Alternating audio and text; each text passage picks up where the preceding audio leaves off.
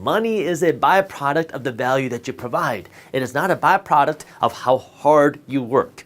This was a really hard lesson for me to grasp because I grew up with this mentality with the harder you work, the more money that you're going to make. Now, hard work is very important. I work very hard. But there is a right way and a wrong way of working hard. If hard work was the most important indicator as to how much money you would make, then every construction worker and every laborer would be a millionaire. But they're not. Why? Because money is a byproduct of the value that you provide. It is not a byproduct of how hard you work. Now, hard work is important when it comes to providing the right value, but this is where it pays to understand how to work hard in the right direction. The simplest way to understand this is to understand the three different types of work that you can do. You have the labor work, then you have the busy work, and then you have the thinking work.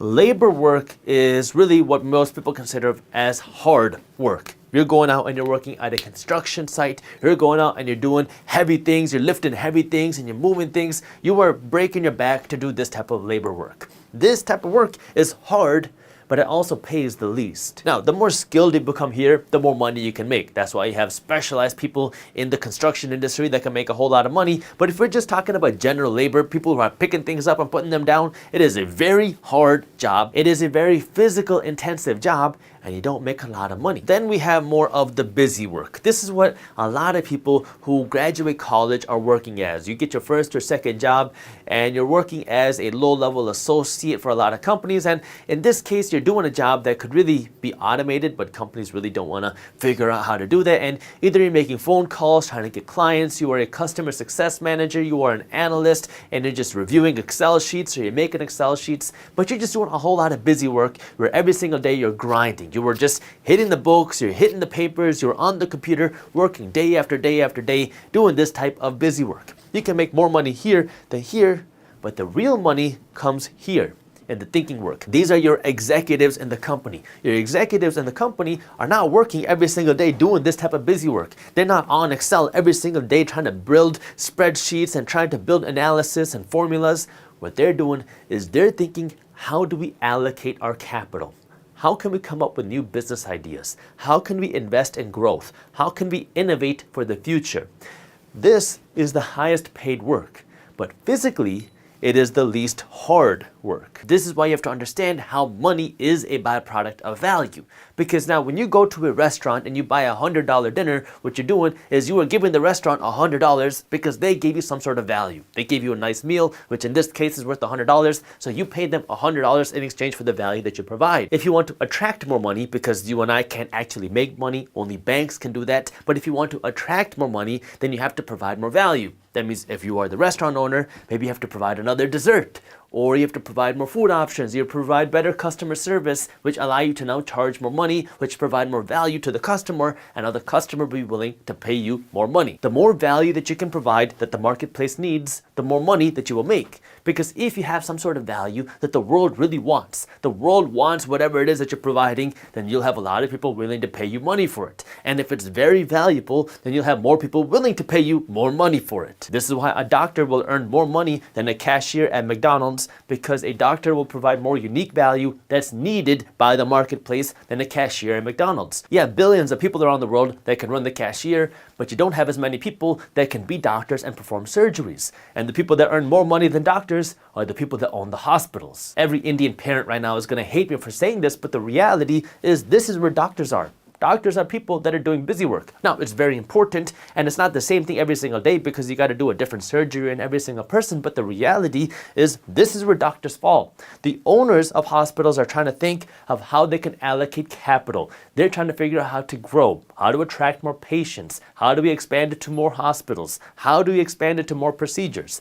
This is the thinking work, this is the busy work. So the doctors are here, which is why the owners of hospitals make more money than the doctors working at hospitals do. This doesn't mean that you need to go out and buy a hospital. This also doesn't mean that you have to go out and start a business. This means that you need to understand how this works. That way you can now start providing more value. And if you love your job, if you know you're not an entrepreneur, then the way that you do that is by using your money that you're earning to now buy this value. The way that you do that is by investing your money into assets. You want to buy an asset, which is now value, it's a representation of value. That way you can own something that is working to provide more value to the marketplace. So if you save up some money and you go out and you buy a rental property, what you just did is you bought an asset.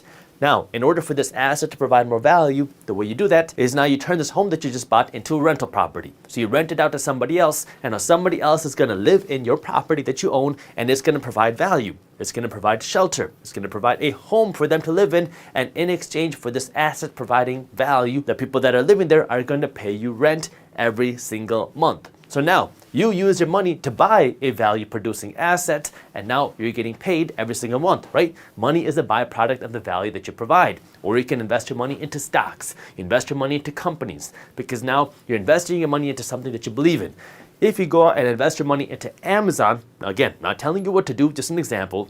If you invest your money into Amazon, now Amazon is working hard every single day. They have people who are the executives trying to think of how to expand. They have people that are the busy workers. These are the engineers working every single day figuring out how to code the company. And then you got the laborers, the people that are making sure your packages get to your door. So now when you invest in the Amazon company, even if you are a worker at Amazon, you can be one of the owners of Amazon. And now what you're doing is you are owning a piece of the company. So as the company provides more value to the world, they will make more money, which will ultimately make the company worth more money, which will make your investment now more valuable. This aspect of understanding how money rewards value is so important no matter where on this scale that you work, because even if you're here working close to minimum wage, you need to understand how to use your money, because if you are not going to start your own business, if you don't feel that you can get over here, then what you can do is you can use your money to buy a piece of ownership, to buy this value. Put aside whatever you can. That way now you can invest your money into the things, into the people, into the companies, into the properties that are now working hard to earn you more money through the value that your money is providing. If you enjoyed this short clip from my longer videos, here's another clip that I think you'll love. And while you're at it, if you're interested in learning more about how to start generating passive income, our team put together an amazing guide on how to start generating passive income for free. All you got to do is click that button right over there. Thank you for watching, and as always, keep hustling.